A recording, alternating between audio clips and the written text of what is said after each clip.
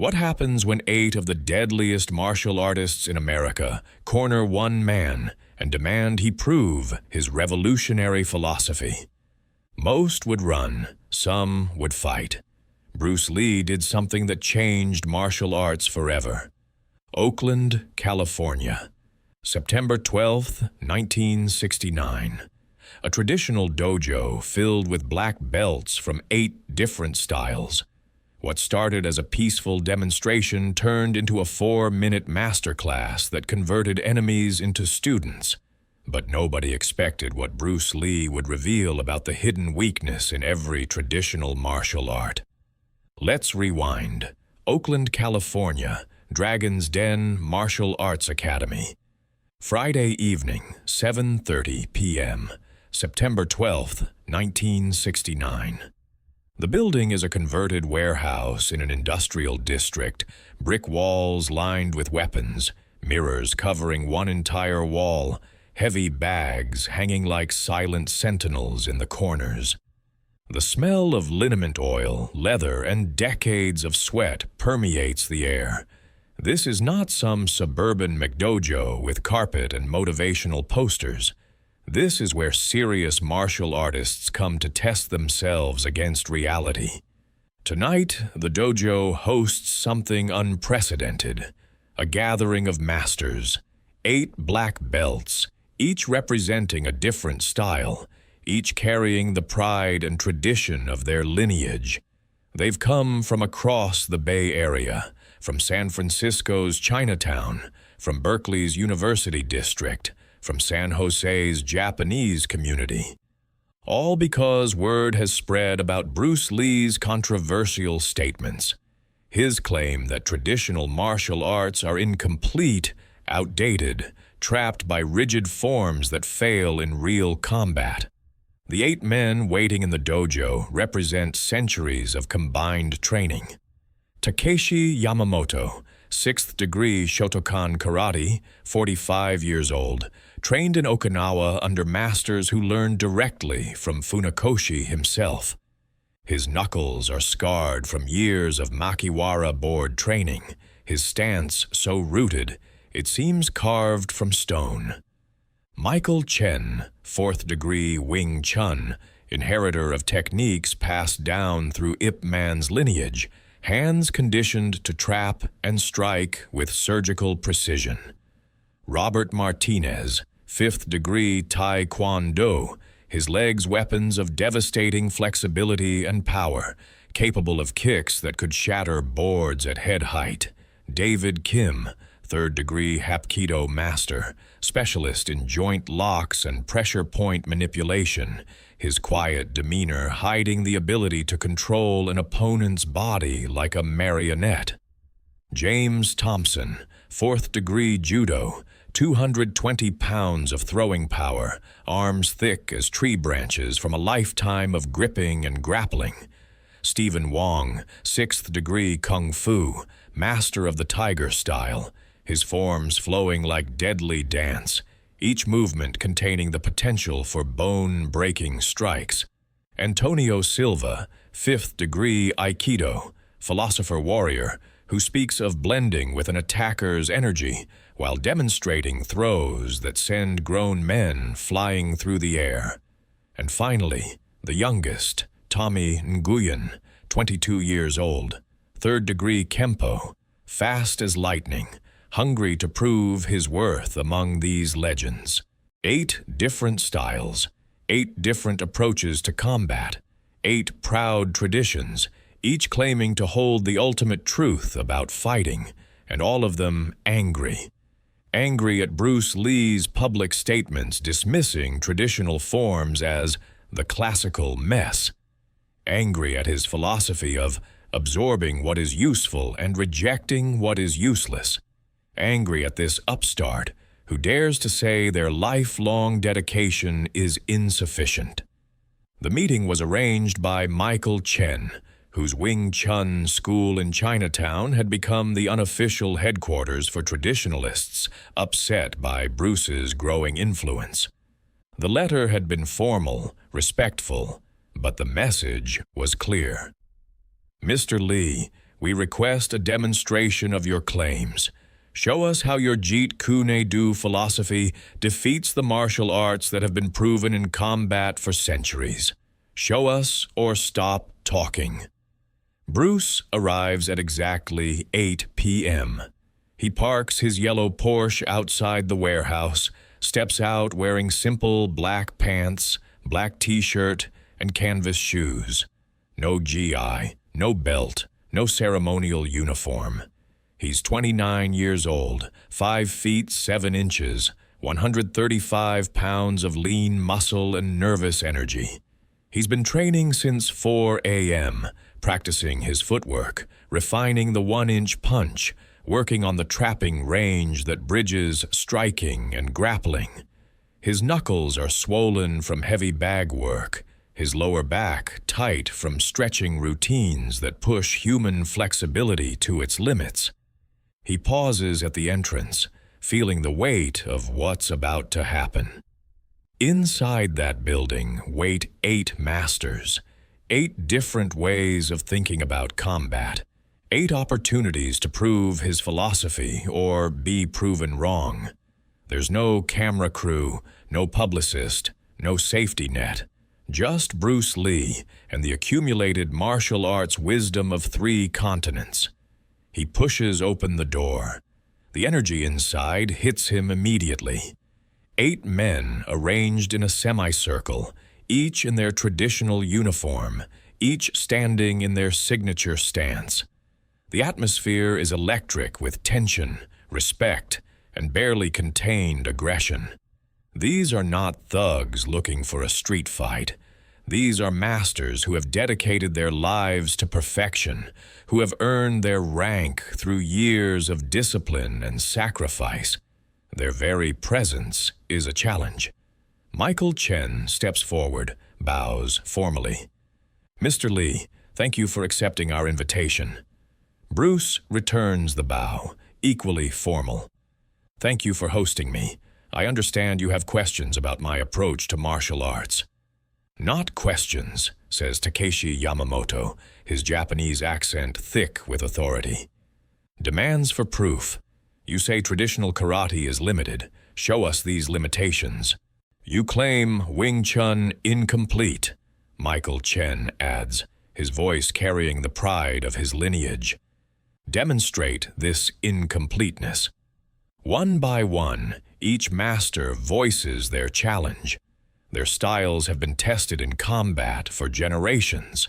Their techniques have been refined by thousands of practitioners.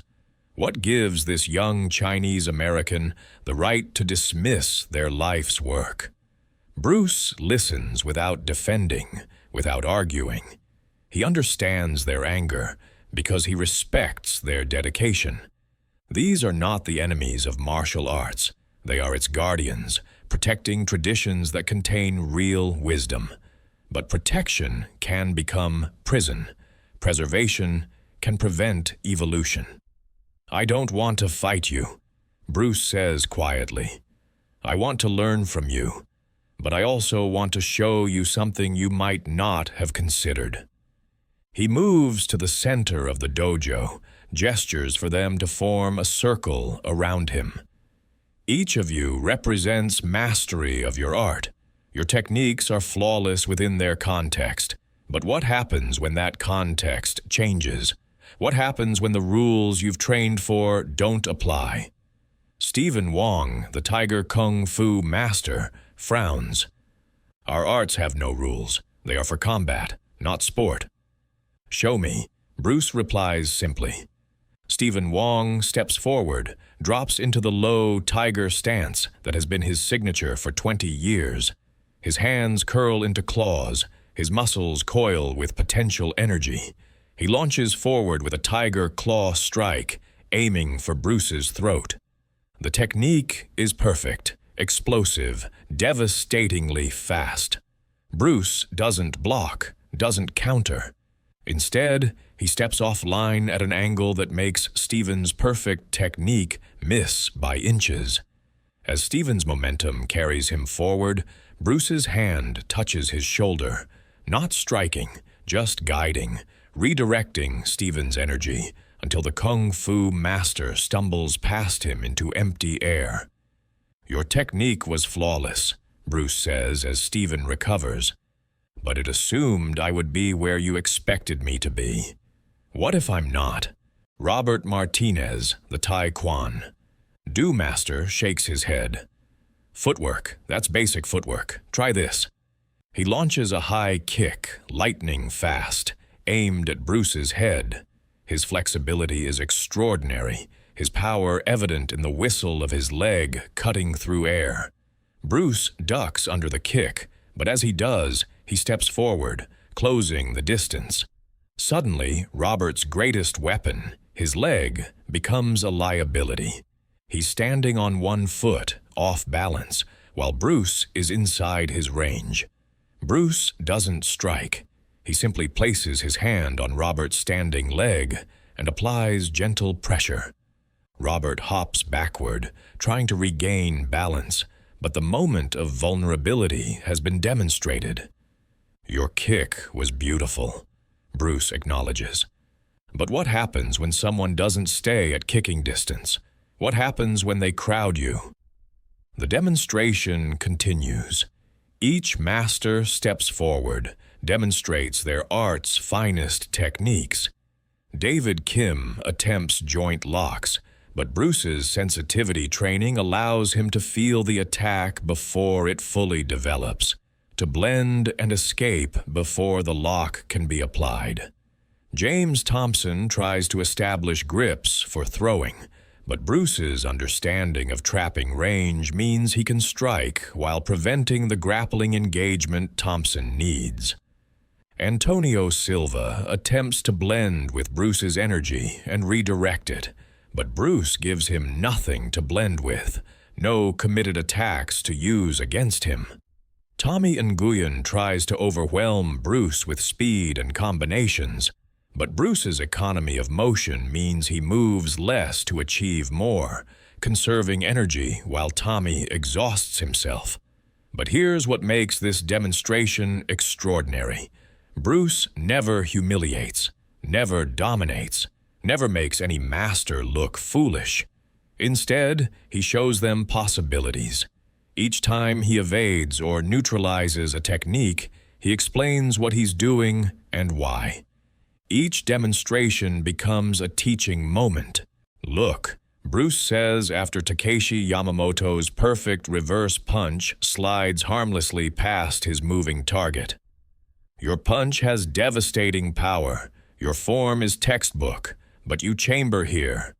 He touches Yamamoto's shoulder. "You shift your weight here." He taps his hip.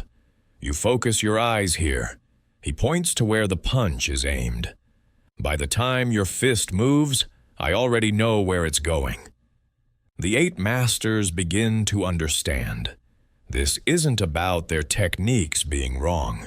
This is about their techniques being predictable, locked into forms that telegraph intention, optimized for specific ranges and assumptions that a thinking opponent can exploit.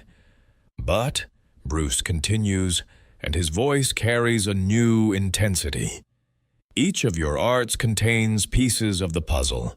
Takeshi-san, your reverse punch is devastating when it lands. What if we removed the telegraphing movements? Robert, your kicks have incredible power and reach. What if we set them up with trapping or grappling? Michael, your Wing Chun teaches centerline theory and simultaneous attack and defense, revolutionary concepts. What if we applied them to all ranges of combat?" For the next hour, Bruce doesn't fight the 8 masters. He learns from them. He asks David to show him pressure point applications. He studies Robert's kicking mechanics. He discusses angles and timing with Antonio. He explores throwing principles with James. But then he shows them something that changes everything. "Form a circle," Bruce instructs. "All 8 of you. Come at me together, but use only your best technique. Don't think about combination. Don't worry about follow-up. Just show me your signature move all at once." The masters exchange glances. This seems impossible. 8 simultaneous attacks from different angles, different ranges, different styles. How can one man deal with such chaos? They position themselves around Bruce. 8 masters, 8 approaches, 8 lifetimes of training focused on one target. On Bruce's signal, they move. Takeshi's reverse punch comes straight forward. Robert's high kick arcs from the right. Stephen's tiger claw strikes from the left. Michael's chain punches barrel in from an angle. David attempts to grab Bruce's wrist for a lock. James reaches for Bruce's lapel for a throw. Antonio tries to intercept and redirect. Tommy launches a flurry of punches. What happens next takes 4 seconds. 4 seconds that demonstrate something profound about the nature of martial arts. Bruce moves. Not frantically, not desperately, but with a fluidity that seems to bend reality around him. He ducks under Robert's kick while sidestepping Takeshi's punch. The 2 attacks collide with each other instead of Bruce. He traps Michael's chain punches while using the trapping motion to deflect Stephen's claw strike. David's attempt to grab his wrist fails because the wrist is no longer where David expected it to be. James finds nothing to grab as Bruce flows between the attacks like water through a net. In 4 seconds, 8 perfect techniques neutralize each other. 8 masters find themselves off balance, out of position, striking air, or accidentally interfering with each other's attacks. And Bruce Lee stands in the center, untouched, having used their own momentum against them. The dojo falls silent. This, Bruce says quietly, is why traditional forms have limitations. They assume one opponent, one range, one type of attack. But real combat is chaos.